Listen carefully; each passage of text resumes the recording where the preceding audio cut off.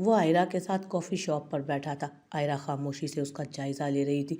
Jeans पर leather jacket पहने वो मामूल से हटकर आज कुछ बेहतर लग रहा था। घूंट घूंट कॉफ़ी पीता इर्द गिर्द का जायज़ा ले रहा था।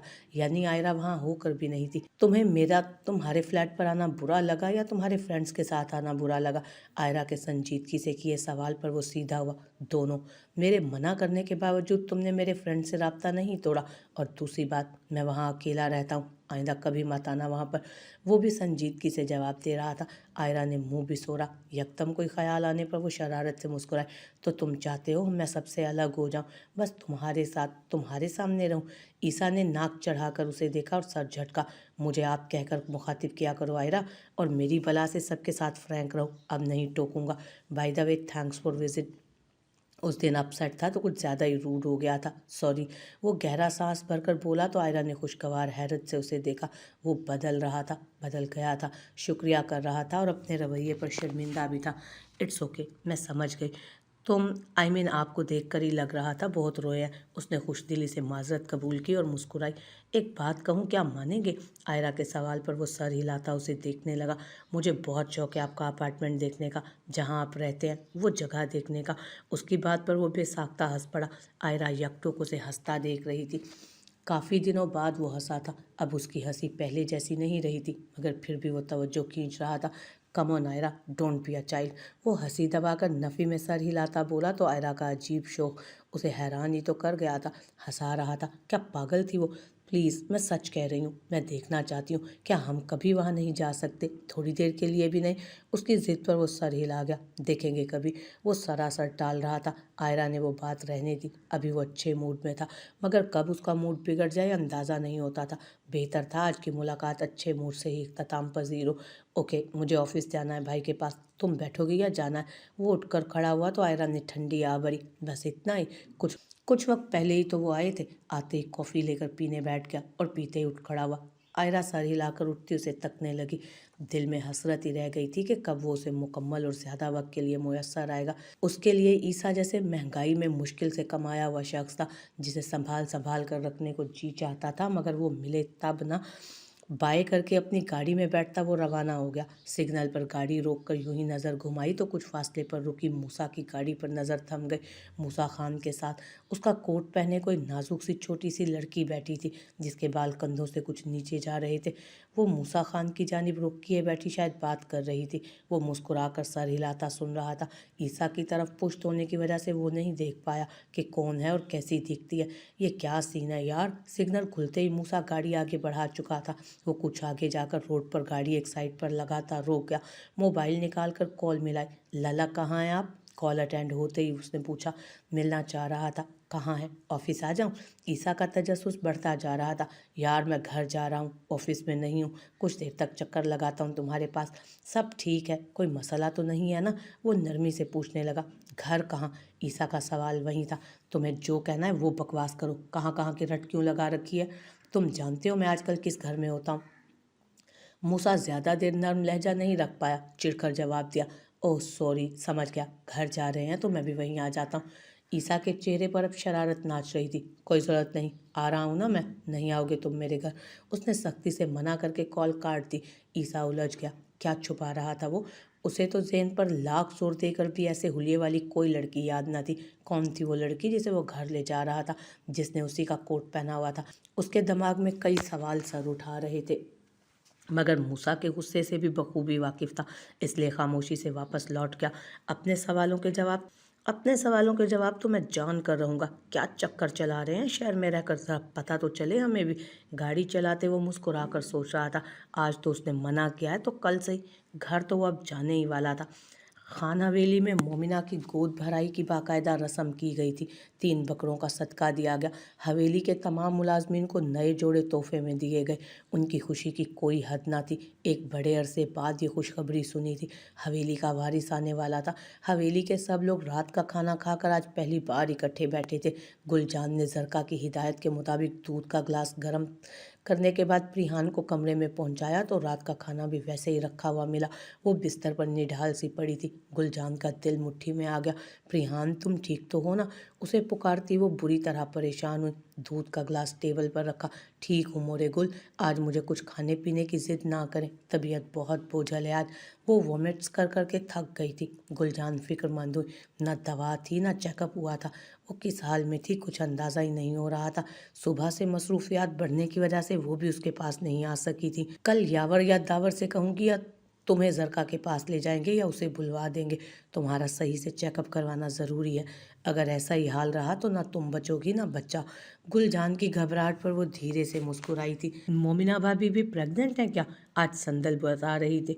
उनकी बात सुनने के लिए गुलजान को करीब होना पड़ा था। उसके नकाहत से आवाज़ भी दब रही थी। गुलजान ने सर्द आ भरी। उसका सर हाँ, उसके सर का सदका दिया गया था आज। आज हवेली में उसकी गोद भराई की रस्म थी। किस्मत देखो, तुम्हारा ना सदका उतारा गया ना तुम्हारी गोद भराई की गई। किसी को खबर तक नहीं। मेरा खानजादा होता तो दुनिया की हर आसाइश हर खुशी तुम्हारे कदमों के आगे ढेर कर देता। उन्होंने दूध का ग्लास उठाकर प्रिहान की तरफ बढ़ाया तो वो रुख फेर कर इनकार कर गई। मुरे, मैंने फैसला कर लिया है। इद्दत के बाद मैं यहाँ से चली जाऊँगी। प्री साहब भी मुझे और पूर्वा को अपने पास बुला रही हैं। ठीक किया ना? उसकी बात पर गुलजान को लगा सर से एक बोझ उतर गया है, बहुत बड़ा बोझ। वो मजबूर थी, वन्नी थी, अपने घर नहीं जा सकती थी, मगर प्रिहान के यहाँ से जाने का सुनकर उन्हें अच्छा लगा। कोई एक तो खुश रह पाएगा। बहुत अच्छा फैसला किया। इसके लिए ज़रूरी है तुम्हारी सेहत अच्छी हो। अब दूध पियो वरना सुबह तक उठने के काबिल भी नहीं रहोगी। उनकी बात पर वो बेसाख्ता उनके सहारे उठ बैठी। दूध पीकर बुरे बुरे मुंह बनाती झुरझुरी लेकर पीछे हुई। पूर्वा को बहुत पसंद है दूध, सारा दिन मिलता रहे खुश होकर पीती है।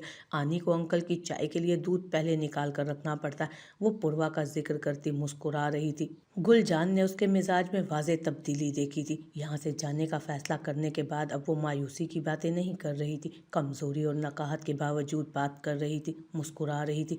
अभी गम से निकली नहीं थी, संभली नहीं थी, मगर अब ज़िंदगी से बेजार भी नहीं लग रही थी। दोबारा से लेट कर वो लिहाफ में दुबक गई। मोरे, यहाँ से जाकर भी मैं आपको याद रखूँगी। आपने मामा की कमी पूरी की, मगर इस हवेली में अब नहीं रह सकती मैं। मुझे यहाँ वालों से नफ़रत हो गई है। बेहिस और पत्थर दिल लोग हैं सब। मैं यहाँ कभी वापस नहीं आऊँगी। इन सब को ना अपने बीबी का बताऊँगी और ना उससे मिलवाऊँगी। इन सब ने मुझे ना करदा गुनाह की सज़ा दी है, मैं भी सज़ा दूँगी। वो आंखें मूंदे अपने इरादे बता रही थी। गुलजान खामोशी से उसके बालों में उंगलियां चलाती रही। सोने में उसे बहुत दुश्वारी का सामना करना पड़ता था। कोई इलाज नहीं था। नींद नहीं आती थी, आ जाए तो जल्दी जाग जाती थी। उसकी बेसकूनी का कोई इलाज नहीं था सिवाय वक्त के। वक्त ही उसके गम में कमी ला सकता था, उसे सुकून से नवाज सकता था। जाने कितनी देर बाद वो गहरी नींद में डूबी थी। उसके सोने का यकीन करके वो खाने का वैसे के वैसे पड़ा हुआ ट्रे उठाकर बाहर निकली थी। किचन के पास पहुंची के सामने बैरूनी दरवाजे की तरफ देखकर पत्थर की हो गई। वो पूरे 2.5 माह बाद आज उस शानदार हवेली के सामने मौजूद था। साथ अदब खान खड़ा था। जब तक वो मुकम्मल सेहतयाब होकर अपने कदमों पर खड़ा नहीं हुआ था, अदब खान ने हिलने नहीं दिया था, और आज वो जानलेवा इंतज़ार के बाद अपनों से मिल रहा था। कदम अंदर बढ़ाए तो अदब खान वहीं से पलटकर अपने कमरे की तरफ बढ़ गया।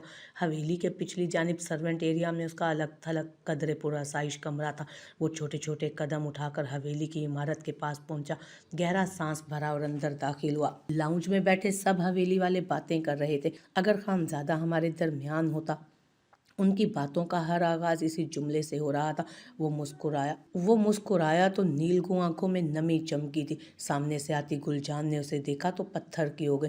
बर्तन हाथ से छूटे और बेढंगा शोर हर तरफ गूंजा। सबने पलट कर उनकी जानिब देखा, फिर उनकी पथराई हुई नज़रों के ताक़ुब में सर घुमाए तो खानजादा खड़ा था, जिंदा और सलामत। सबको लगा कोई ख्वाब है या ख्याल।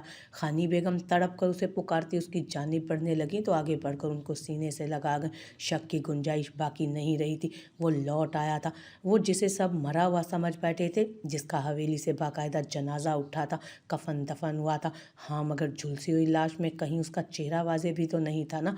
प्रिहान चीख चीख कर कहती रही थी कि वो खानजादा नहीं है। किसी ने नहीं सुना था। वहाँ का माहौल यकदम सा बदल गया था। हर आंख नम थी, हैरत थी, बेयकीनी थी, मगर खुशी का कोई ठिकाना ना था। वो कब, कहाँ और क्यों गया, इतना अरसा कहाँ और क्यों रहा, सवालात ये सारे के सारे बात के लिए उठा रखे सब ने। खान यूसुफ कितनी देर उसे सीने से लगाए खड़े रह गए, गोया यकीन चाह रहे हों पूरे 2.5 माह बाद 70 से ऊपर दिन, कोई कम अरसा नहीं था दूरी का। उसे देखने को तरस गए थे वो लोग, मगर मरा हुआ समझकर सब्र कर लिया था। उसके भाई, बाप, चचा, खान यूसुफ और खानी बेगम ने बेताबी से बार बार उसे गले लगाया था, छू रहे थे उसे। सना बेगम, उसकी भाभियां और मुलाजमीन तक के चेहरों पर खुशी थी। वो सबसे मिलकर पलटा और गुलजान के सीने से लग गया। जानता था वो किस वक्त से गुजरी होंगी, वो याद भी करती रही होंगी, तकलीफ भी झेली होगी। गुलजान की आंखें भर आईं। सबसे मिलकर बैठा तो वजाहत देने लगा। गोली लगी थी, जख्मी भी हुआ था। अदब खान ने बचा लिया। वो ना ले जाता तो आग की लपेट में आने वाली गाड़ी में ही मर जाता शायद। शायद जिस लाश पर आप सब रोए हैं वो उसकी थी, जिस पर मुझे मारना था। अदब खान ने उसे मार दिया। होश में नहीं था कि वापस आता। अदब खान ने सारा अरसा मुझे छुपाए रखा। मैं संभला तो लौट आया आप सबके पास। खुद पर बीती दास्तान मुख्तसरन बताकर उसने मुस्कुराकर सबको देखा। सब मौजूद थे, प्रिहान कहीं नहीं थी। उसे लगा वो वापस जा चुकी होगी। मूसा और ईसा को इन्फॉर्म करता हूँ, खान दावर ने जोश से कहा और अपना मोबाइल निकाला। लड़कियों को भी तो बताना है, सब सुनकर ही पागल हो जाएंगी। यावर ने खिलखिलाकर उसे देखा। अभी रात है, किसी को मत बताओ, वो अभी आना चाहेंगे, सुबह बता देना सबको। यूसुफ खान ने मना कर दिया। दावर ने इत्तफाक किया। अब जो खबर मिलती तो वो कहाँ टिक कर बैठ पाते, पहली फुर्सत में उड़कर पहुंच जाते। प्रिहान वो कहाँ है? नहीं है वो यहाँ। खानजादा का कब से दिल में मचलता सवाल लबों पर आया। इद्दत में, अपने कमरे में है वो, शायद सो गई है। इद्दत का बताते हुए खानी बेगम खज्जल सी हो गई। वो इद्दत में थी और किस हाल में थी कोई खबर नहीं थी। उन्हें अंदर ही अंदर फिक्र सताई। गुलजान बेगम ने उसकी ख़राब तबीयत का दबे अल्फाज में बहुत बार बताया था, मगर उनमें से किसी ने कान ही नहीं धरे थे। उसके वहीं होने का सुनकर खानजादा का चेहरा खिल उठा था। मैं शुक्राने के नफल अदा करती हूँ जाकर। खानी बेगम उठकर कमरे की तरफ बढ़ी। गुलजान पहले ही अपने कमरे में सजदा रेज़ थी।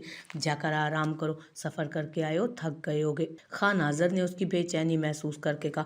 दिल नहीं भर रहा तुम्हें देख देख कर, मगर मजबूरी है, वाकई थके हुए लग रहे हो। उसे सीने से लगाते अपने अंदर भींच कर कहा और अलग हुए। दिल कहाँ भरता था अभी। कोई अपना जिसे मरा हुआ समझ लिया हो, वो जिसके मरने पर रोकर सब्र तक कर बैठे हों और वो लौट आए। उन सब का बस चलता तो सारी रात उसे सामने बिठाकर तकते रहते। वो उठकर सबको शब्बा खैर बोलता अपने कमरे की तरफ बढ़ गया। अंदर प्रिहान लिहाफ में छुपी सो रही थी। गरम शाल उतार कर उसके पास लेटता वो मुस्कुराया था। नीलगुण रोशनी में उसका चेहरा काफ़ी कमज़ोर लग रहा था, मगर चेहरे पर गज़ब की कशिश थी। उसके नाजुक वजूद को खुद से लगाकर उसने महसूस किया वो ठीक नहीं है। शायद बुखार में मुब्तला थी, शायद कोई तकलीफ थी उसे, या बेसकूनी। उसके चेहरे पर सुकून नहीं था। उसे देखकर कोई भी बता सकता था वो बुरे हाल में रही है, बेचैन रही है। वो उसे खुद में भींच गया। जाने सुबह उसे अपने पास, अपने करीब देखकर उसके कैसे तासुरात होने वाले थे। वो खुश होगी, बेयकीन होगी या हैरान। वो उसकी मोहब्बत से नावाकिफ़ था। वो बहुत सी बातों से लाइल्म था। अभी अपने बड़े भाई को खुशी से लबरेज लहजे में बाप बनने की मुबारकबाद देते वो सोच भी नहीं सकता था कि वो खुद ये ओहदा पा चुका था। उसे प्रिहान के तन पर सफ़ेद सादा लिबास तकलीफ़ दे रहा था। जानता नहीं था वो कि इस लिबास में बड़े अजाब झेलती आई है वो, जिसमें सरे फहरिस्त तन्हाई और कैद थी। कई सोचों में मुब्तला वो भी नींद में जा चुका था। उसके जाने के बाद इन सारी रातों में ये पहली रात थी जब प्रिहान उसके हिसार में सिमटी सुकून से सोती रही। रात को वो एक बार भी नहीं जागी थी। ये रूम है द लिटिल ट्वीटी का, सही है ना? मूसा उसे घर लाकर एक कमरे में ले गया। उस कमरे का फर्नीचर गोल्डन और वॉल पर कलर स्कीम ऑफ वाइट और एक दीवार के साथ बेड था, वो कैमल कलर में था। बाकी रूम्स की निस्बत उसी में सॉफ्ट कलर स्कीम थी। पूर्वा पसंदीदा नज़रों से कमरा देखती सर हिला गई। मूसा ने हदीर के ड्राइवर की बेवा को बुलवाया। ड्राइवर की उसी हादसे में मौत हो चुकी थी। उसकी बेवा अब उसके घर के सर्वेंट क्वार्टर में रहती थी। 2 छोटे बच्चे थे, सिर्फ 2 वक्त का खाना बनाती थी और फ्री रहती थी। मूसा ने पूर्वा का ख्याल रखने और साथ रहने की हिदायत की थी उसके। पूर्वा कुछ भी चाहिए हो इनसे कहना, मैं अभी छोटे भाई के पास जा रहा हूँ, जल्दी आऊँगा, डिनर करके जल्दी सो जाना, ओके? नरमी से पूर्वा को देखते वो हिदायत दे गया और अब वो सिर्फ सर ही हिला गई थी। उसका दिमाग अपनी आनी पर अटका था। मूसा पर वो जाहिर नहीं करना चाहती थी, मगर यहाँ अकेले आकर रहना उसे डरा रहा था। मूसा के जाते ही वो औरत भी खाना बनाने चली गई। पूर्वा पीछे छुपकर रोने का शौक पूरा करती करती बिना खाए पिए ही सो गई थी। मूसा वहाँ से निकलकर ईसा के पास पहुँचा तो वो मोबाइल पर घूम बैठा गेम खेल रहा था। अब मिलना इतना ज़रूरी नहीं था। आपने यहाँ आने की तकलीफ़ क्यों उठाई? मैं कल चक्कर लगा लेता ना वहीं आकर। उसे देखकर फिर वो उसी बात पर जा पहुँचा। वहाँ गेस्ट है, चली जाएगी कुछ दिन तक, फिर शौक पूरे कर लेना अपने तुम। अभी मैं थका हुआ हूँ, कॉफ़ी पिला दो प्लीज़। सोफे पर फैल कर बैठते हुए वो संजीदगी से बोला तो ईसा ने आईब्रो उचकाए। कौन गेस्ट? आई मीन कहाँ से आई, क्यों आई और कहाँ जाएगी? ईसा को तसल्ली नहीं हुई थी। सवालात करता खिसक कर मूसा के करीब हुआ था। यार हदीर ने उसकी रिस्पॉन्सिबिलिटी मुझे दी थी, अब कौन है क्यों है को छोड़ो, प्लीज़ कॉफ़ी बनाकर पिलाओ, फिर बाकी भी इंटरव्यू ले लेना। मूसा ने झुंझला कर कहा। हदीर के नाम पर वो चुप हो गया, मगर मजीद कुछ भी बोले बिना किचन की तरफ बढ़ गया। मूसा अंगूठे से कनपटी दबाता पूर्वा को सोचने लगा। वो काफ़ी बड़ी जिम्मेदारी उठा चुका था। अब जल्द अज जल्द इन बहनों के बाहर जाने का इंतज़ाम करना ज़रूरी था। प्रिहान को हवेली से लाने के लिए भी उसे अच्छी खासी मुश्किल पेश आने वाली थी। दोनों को सोचता फिक्रमंद होता। वो जानता ही नहीं था कि सब संभालने वाला लौट आया था। सुबह जाग कर भी वो उसे दीवानावार तकता जा रहा था। बहुत तरसा था उसे देखने के लिए। आज वो उसके पास थी तो दिल ही नहीं भर रहा था। नरमी से उसका गाल सहलाते उसने पेशानी पर उसके लब रखे। वो अपने चेहरे पर जाना पहचाना लम्स महसूस करती नींद में कसमसाती आंख खोल गई। सामने खानजादा का मुस्कुराता हुआ चेहरा था। वो कुछ पल तो देखती रही। वो अपना हिसार मजीद तंग कर गया। प्रिहान आंखें झपकती उसे ख्याल समझ कर देख रही थी। अपना नर्म हाथ बढ़ाकर उसके रुखसार पर रखकर महसूस करने लगी। खानजादा खामोशी से उसकी बेयकीनी में घिरी हरकतों को देखता महसूस हो रहा था। Hadeer, I miss you a lot and it's hurting to be alone, to live without you. वो अपनी कैफियत बताती सिसकने लगी। हदीर को लगा किसी ने खंजर घोंप दिया उसके सीने में। उसके रोते अल्फाज में तकलीफ महसूस करता वो उसके चेहरे पर झुका था। प्रिहान की आंखें फैल गई। वो ख्याल नहीं हकीकत था। वो जिंदा था। उसने उसको महसूस किया था। किसी ख्वाब से जागी नींद भग से उड़ी थी। हदीर, हदीर आप आ गए, आप क्या सच में?